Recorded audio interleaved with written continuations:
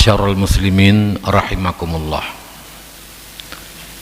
Kita adalah semuanya pemimpin. Bedanya ada yang di antara kita pemimpin bagi golongan besar, ada pula pemimpin bagi golongan kecil. Yang kecil termasuk untuk pribadi kita sendiri dan kepada keluarga kita. Yang besar termasuk pemimpin di tingkat kecamatan, kabupaten, kota, provinsi, apalagi tingkat suatu negara.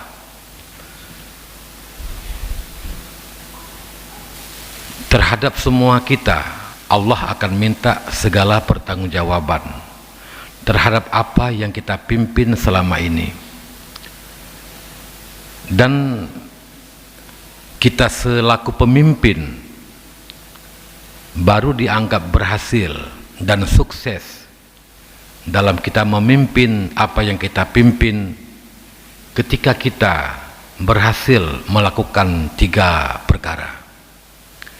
Sebagaimana Rasulullah SAW telah mampu melakukan 3 perkara sehingga keberhasilan beliau adalah yang dipuji oleh Allah Subhanahu wa taala. Akhlak beliau, perilaku beliau, dan segala gerak-gerik beliau Allah memuji dan memerintahkan kita untuk mengikuti jejak-jejak beliau. Innaka la'ala khuluqin azim. Engkau akhlakmu ya Allah, akhlakmu ya Muhammad sungguh agung dan mulia. Laqad kana lakum fi Rasulillah uswatun hasanah. Kemudian Allah juga berfirman, adalah bagi kamu pada pribadi Rasulullah sebagai patron, contoh suri tauladan, uswah yang hasanah liman kana yarjullaha wal yaumal akhir, bagi orang yang mengharapkan ridha Allah dan keampunan daripada Allah, dan bagi orang yang mengharapkan kemenangan nanti di hari akhirat, dan juga bagi orang yang selalu memperbanyak berzikir kepada Allah Subhanahu wa taala. Jadi kita yang mengharapkan keridhaan Allah dan keampunan daripada Allah, dan kita yang mengharapkan kemenangan dunia dan akhirat, maka Rasulullah lah sebagai contoh suri tauladan bagi kita semuanya. Oleh karena itu, mari kita melihat 3 perkara yang telah sukses Rasul lakukan untuk kita umatnya, untuk menjadi ukuran bagi kita apakah selama ini kita sebagai pemimpin, ada yang wali kota, ada yang bupati, ada gubernur, ada camat, ada bapak kesi, pimpinan kampung. Apa yang telah kita lakukan?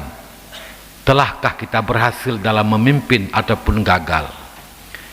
Maka Rasulullah SAW ketika beliau telah dekat dengan akhir hidup beliau, beliau ketika pulang dari satu peperangan Hawazin, beliau mengumpulkan para sahabat-sahabat dan menyatakan beberapa pernyataan di hadapan para sahabat. Pertama, Rasul bersabda, kuntum mutafarriqin fa'allafakumullah. Dulu kamu bercerai-berai, suka berperang, suka berkelahi, tidak ada kekompakan dan kejinakan, tidak ada rasa kasih dan sayang sesama kamu. Tapi dengan berkat kepemimpinanku, risalah yang kusampaikan kepada kamu semua, fa'allafakumullah, maka Allah telah menjinakkan, mengumpulkan kamu dalam satu ikatan akidah, la ilaha illallah Muhammadur Rasulullah, sehingga satu sama lainnya merasa bagaikan tubuh yang satu. Al-Islamu kal jasadi wahid, Islam seperti tubuh yang satu. Artinya kita umat Islam seperti satu tubuh. Mata sakit, mulut merasakan mata yang sakit. Kaki yang sakit, tangan yang sakit, apapun yang dirasakan oleh tubuh, anggota lain pun juga merasakan. Ketika sehat, semuanya sehat, merasakan kesehatan. Dan ketika ada anggota yang sakit, maka juga lainnya merasakan kesakitan. Ma'asyiral muslimin rahimakumullah. Maka kepemimpinan Rasulullah yang pertama yang berhasil beliau lakukan adalah mengumpulkan, membuat persatuan dan kesatuan, membangun kekompakan di antara para sahabat, membangun kekompakan di antara umat Rasulullah, orang besar dengan orang kecil, orang kaya dengan orang miskin. Mereka saling bersatu, saling mencintai. Ini adalah kategori pertama pemimpin yang sukses, pemimpin yang sanggup membangun kekompakan, kebersamaan bagi umat, bagi rakyat. Bukan justru ketika kita jadi pemimpin, malah rakyat yang sebelumnya kompak dan bersatu bisa dibuat bercerai-berai, bisa dibuat saling bermusuhan. Dan ini harus kita bangun. Bagaimana? Apa yang kita lakukan? Lebih-lebih kita hidup di zaman demokrasi. Beda calon, beda dukungan, beda tim ses. Dari tingkat desa sampai tingkat kabupaten, provinsi, bahkan tingkat satu negara.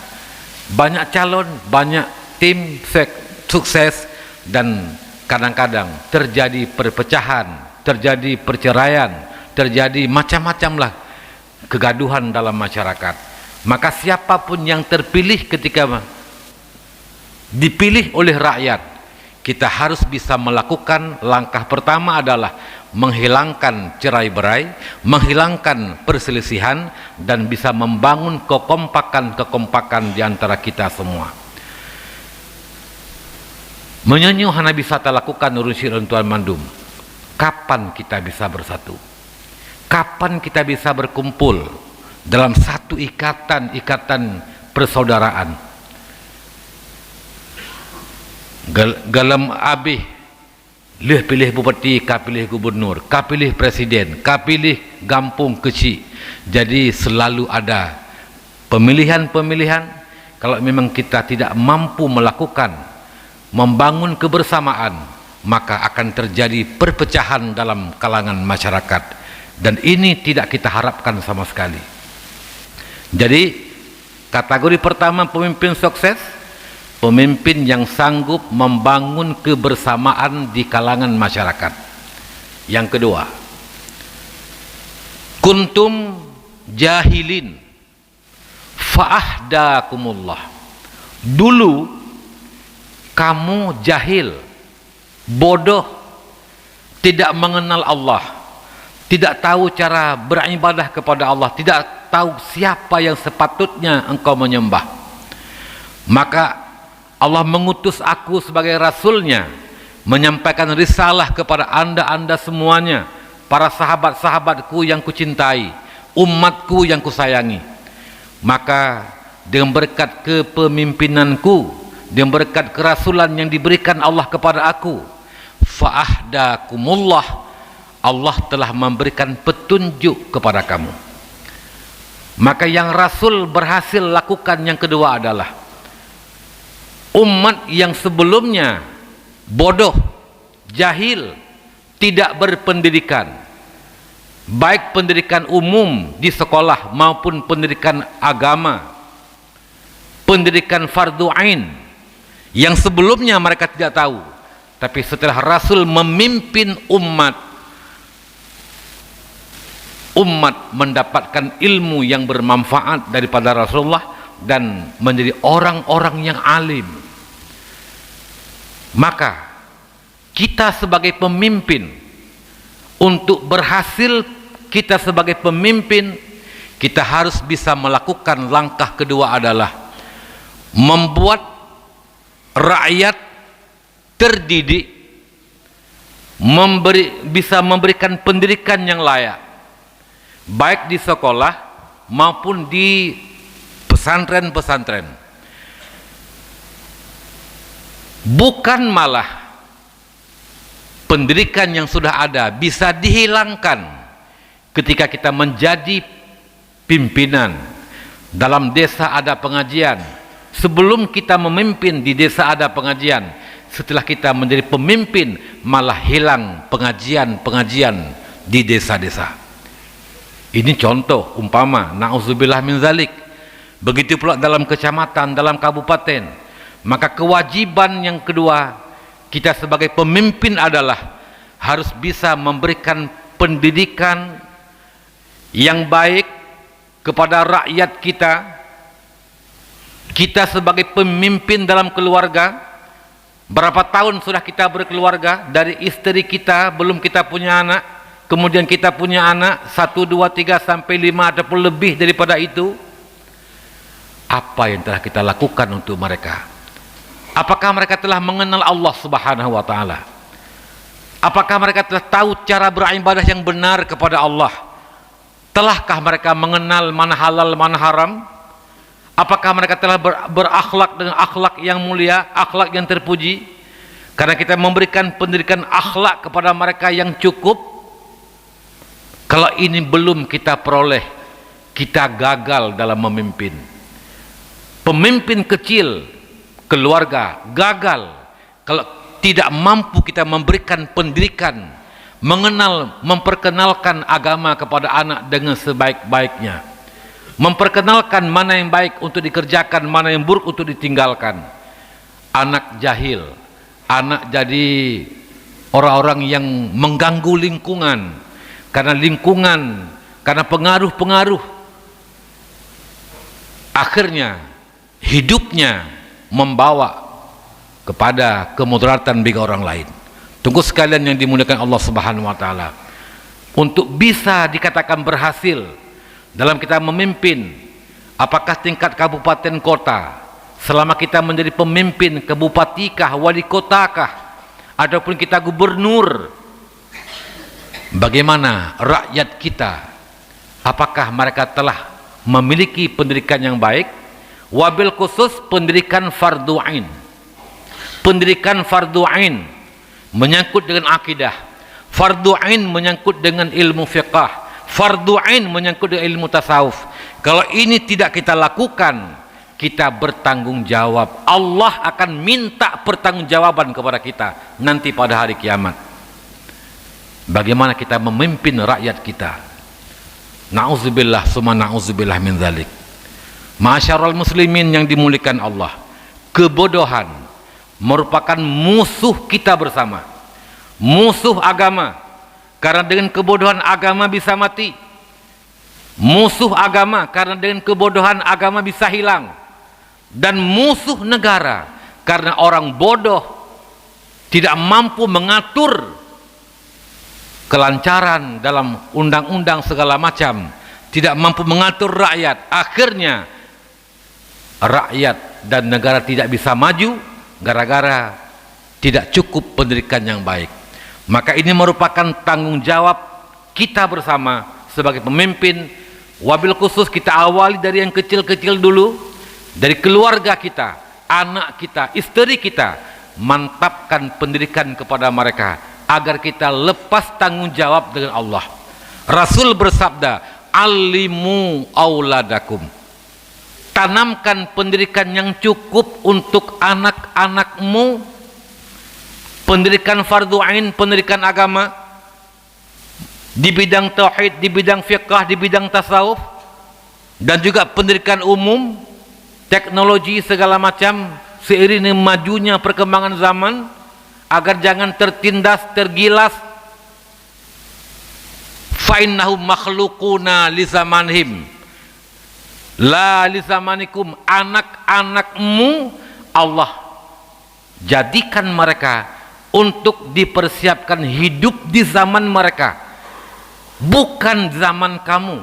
Yang zaman mereka dengan zaman kamu jauh lebih berbeda. Dulu nggak ada televisi, sekarang di HP bisa televisi, bisa nonton bareng, bisa nonton live dan lain sebagainya. Itu di TV. Nggak ada dulu perkembangan seperti hari ini.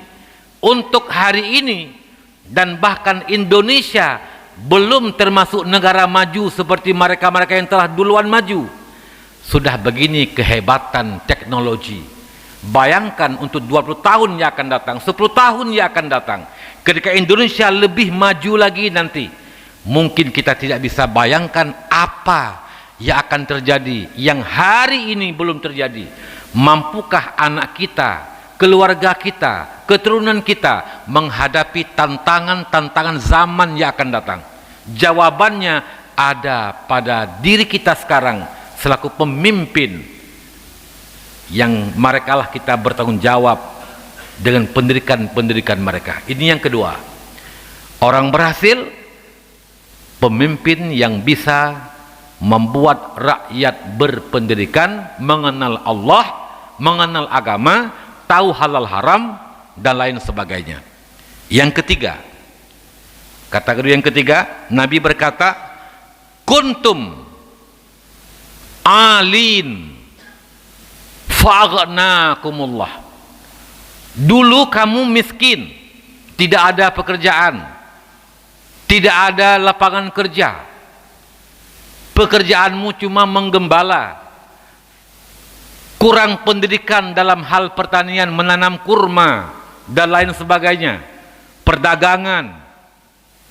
Kuntum alin, kamu dulu miskin.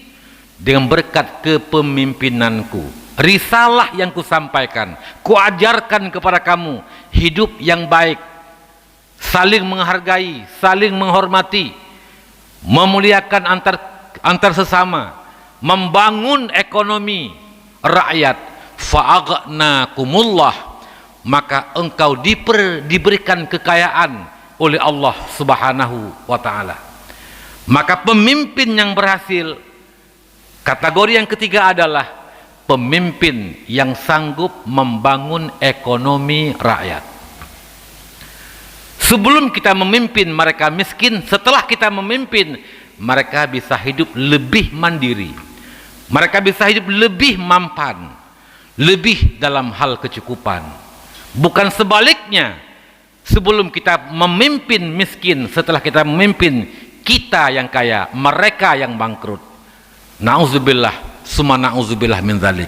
Jadi pemimpin yang baik, pemimpin yang sukses menurut Rasulullah SAW, dan itu telah beliau lakukan, adalah pemimpin yang bisa membuat program-program pro rakyat, membangun ekonomi rakyat, rakyat yang sebelumnya miskin bisa makmur dengan sebab program-program dan kepemimpinan kita. Semoga bisa bermanfaat, semoga bisa berfaedah untuk pribadi saya sendiri dan juga untuk kita semuanya. Di mana kekurangan, kesilapan mohon diperbaiki. Kalau memang enggak ada yang perlu diperbaiki, maka jadikan sebagai ilmu pengetahuan dalam kehidupan kita sehari-hari.